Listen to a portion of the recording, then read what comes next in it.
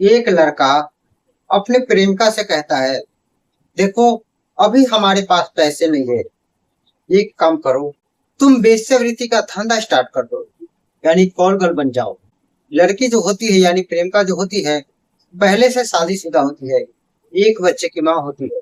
और उस शादीशुदा महिला को इस कुमारा लड़का से प्यार हो जाता है। वो लड़की इस लड़का से कि मैं आपसे शादी करने के लिए तैयार हूँ, पर मैं इस तरह की धंधा नहीं करूँ। लड़का जो होता है समझाने की कोशिश करता है। लड़का उस लड़की को समझाने में तकरीबन 2 महीने तक का वक्त लगा देता है। उस लड़की हर बात में एक ही बार जवाब देती कि मैं तुमसे शादी करने के लिए तैयार हूँ, पर मैं धंधा कभी नहीं करूंगी। लड़का को ऐसा लगता है कि शायद ये लड़की अब हमारी बात नहीं मानेगी। तब लड़का उस लड़की के साथ यानी अपने प्रेमिका के साथ उसके घर जाता है। और जब घर जाता तो देखता है कि उसकी माँ की जो स्थिति है पूरी तरह से गरीब है, बिल्कुल गरीब है, नाजुक स्थिति है। लड़का यानी प्रेमी अपने प्रेमिका से कहता है कि तेरी माँ का स्थिति कितना गंभीर है और मेरा भी स्थिति गंभीर है। यदि तुम कॉल करके धंधा कर लो तो हम सबके साथ साथ तुम्हारी माँ का भी समय ठीक ठाक हो जाएगा। इसी बात को लेकर प्रेमी और प्रेमिका में दोनों में विवाद होने लगता है। उसके घर पे ही यानी लड़की की माँ के घर ही जैसे विवाद होता, लड़की जोर जोर से चीखने लगती, चिल्लाने लगती हो। जैसे चीखने चिल्लाने की आवाज घर से बाहर निकलता है, लड़की की माँ और लड़की की भाई भागे दौड़े अपने बहन के पास आने की कोशिश करता है।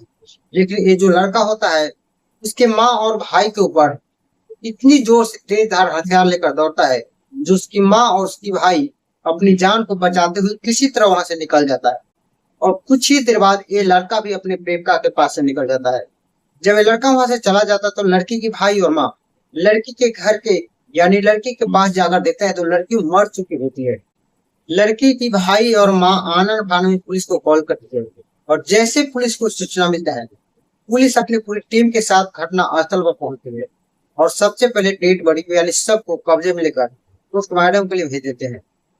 और उसकी माँ और भाई से पूछते हैं कि आखिर ये लड़की के साथ तुम्हारी बेटी के साथ कैसे हुआ। माँ बताती है इसका जो प्रेमी है, प्रेमी और प्रेमिका में दोनों में कुछ विवाद हुआ है, जिसकी वजह से हल्ला सुनकर जब मैं यहाँ भागी दौड़ी आई तो जो प्रेमी था वो हमारे बच्चे और हमारे ऊपर इस तरह से तेज धार हथियार लेकर हमारे ऊपर दौड़ा, जो हम दोनों माँ और बेटे अपनी जान किसी तरह बचा कर वहां से भागे। उसके बाद वो लड़का भी वहां से चला गया। जब लड़का चला गया तो मैं वापस अपने घर आई तो देख लूं कि हमारी बेटी का हत्या हो गया है। पुलिस उस लड़का को तलाश करने में जुट जाती है। 24 घंटे तक उस लड़के का मोबाइल बंद होता है, जिसके कारण पुलिस को उस लड़का तक पहुंचने में काफी परेशानी होती है। जैसे उस लड़का का मोबाइल ऑन होता है, मोबाइल के लोकेशन के जरिए उस लड़का को पुलिस अरेस्ट कर लेती है। उसको अपने कस्टडी में पूछती है, आखिर इस लड़की को तुमने क्यों मारा। लड़का जो बताता है सुनकर सिर्फ एक पुलिस अफसर को ही नहीं बल्कि सोशल मीडिया के माध्यम से जैसी खबर लोगों तक फैलता है, हर इंसान सोचने और समझने पर मजबूर हो जाता है। क्योंकि प्रेमिका अपने प्रेमी को पाने के लिए अपने पति को हत्या करवा देती है, प्रेमी अपने प्रेमिका को पाने के लिए अपने पत्नी को हत्या कर देती है। पर एक प्रेमी अपने प्रेमिका को इस तरह की बाजारू औरत बनाना चाहे, ये सुनकर हर इंसान के पैरों तले से जमीन खिसक जाता है। आखिर क्या हुआ, कैसे हुआ, इस घटना को सच्चाई को जानने के लिए बने रहिए आप हमारी इस वीडियो के अंत तक। तो मैं हूं लाल साहब राय और आप देख रहे हैं ट्रू क्राइम स्टोरी। दोस्तों, आज का जो सच्ची घटना मैं सुनाने जा रहा हूँ, ये घटना है आंध्र प्रदेश की। आंध्र प्रदेश के एक जिला लगता है राजोलू मंडल। राजोलू मंडल जिला का एक एरिया लगता है सिद्धार्थ नगर। सिद्धार्थ नगर एरिया के रहने वाली यह लड़की, जिसका नाम होता है पुष्पा। पुष्पा जो होती है पहले से शादीशुदा होती है। पुष्पा की अपने पति के साथ कुछ अनबन होती है, विवाद होती है, जिसकी वजह से पुष्पा अपने बच्चे को लेकर अपने माँ के घर आ जाती है। यानी पुष्पा को 1 साल का एक बेटा होता है, जिसको लेकर अपने माँ के घर आ जाती है और माँ के साथ ही रहने लगती है। माँ के साथ जब कुछ दिन रहती है तो माँ का स्थिति ठीक नहीं होती, इसलिए पुष्पा अपने बेटे को लेकर एक अलग कमरे ले लेती है किराए पर और उसी कमरा में रहने लगती है और अपने काम धंधा करती है। और उसी काम करने के दौरान एक लड़का से मुलाकात होता है, जिस लड़का का नाम होता है शेख शम्स। शेख शम्स से जब इस लड़की पुष्पा को मुलाकात होता है तब दोनों को आपस में दोस्ती होता है। और दोस्ती कब प्यार में बदल जाता है कि दोनों को पता ही नहीं चलता है और दोनों ही पर शादी के बगैर एक साथ रहने लगता है। और दोनों शादी करने का वादा करते हैं। पुष्पा और पुष्पा के बच्चे की बड़े अच्छे से ख्याल रखता है। पुष्पा को ऐसा लगता है कि मैं अपने पति को छोड़कर इस लड़के के पास जो आई हूँ, शायद मैंने बहुत अच्छा किया। मेरा समय अब बिल्कुल तरह से ठीक ठाक हो गया है। जैसे 2 से 3 महीने का समय गुजरता है, वो लड़का अपने असली रूप में आ जाता है, क्योंकि वो लड़का एक नंबर का शराबी था, अयाश था, यानी गलत किस्म का लड़का था। जैसे सारी जानकारी पुष्पा को पता चलती है, पुष्पा उस लड़का को समझाने की कोशिश करती है। लेकिन जब पुष्पा समझाने की कोशिश करती है तो लड़का किसी भी बात को पुष्पा को मानने को तैयार नहीं होता है और अपनी सारी सच्चाई, सारी असलियत पुष्पा के सामने लाकर रख देता है।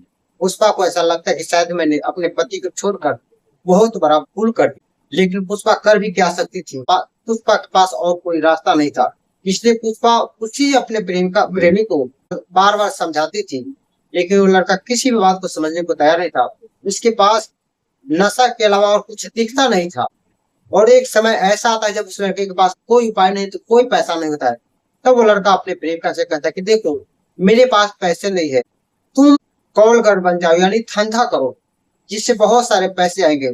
और लड़की जब इनकार करती है, तब ये लड़का अपने प्रेमिका के साथ 16 जुलाई 2025 को उसकी माँ के घर जाता है और वहीं पर कहता है कि तुम्हारी माँ का भी स्थिति ठीक नहीं है, तुम धंधा स्टार्ट कर दो, जो हम लोगों का और तुम्हारे माँ का सबका समस्या ठीक हो जाएगा, हम लोग ऐसो आराम करने लगेंगे। लड़की जब इनकार करती है तो लड़का अपने पास से तेज धार हथियार निकालता है और उस लड़की को छीन लेता है। जैसे पुलिस से सारी बातें सुनती है, उसी के तहरीर पर गंभीर धाराओं में मुकदमा दर्ज करती उस लड़के को जेल भेज देता है। तो देख सकते हैं कैसे हंसता खेलता परिवार एक ही मिनट में बर्बादी के कगार पर चला गया। एक नहीं, दो नहीं, तीन नहीं, बल्कि चार चार जिंदगी एक ही साथ में बर्बाद हो गया। तो दोस्तों, इस पूरी घटनाक्रम को सुनाने का मेरा उद्देश्य ये नहीं है किसी को परेशान करना, किसी को दिल दुखाना, बल्कि आपको सचेत करना, आपको जागरूक करना। बाकी इस विषय में आप क्या सोचते हैं, अपना राय हमें कमेंट बॉक्स में जरूर बताइएगा। वीडियो अच्छा लगा तो लाइक करें, चैनल पर नए हैं तो चैनल को सब्सक्राइब और दोस्तों में शेयर अवश्य कर दिया करें। फिर मिलते हैं किसी नेक्स्ट वीडियो में, तब तक ले अपना ख्याल अवश्य रखें।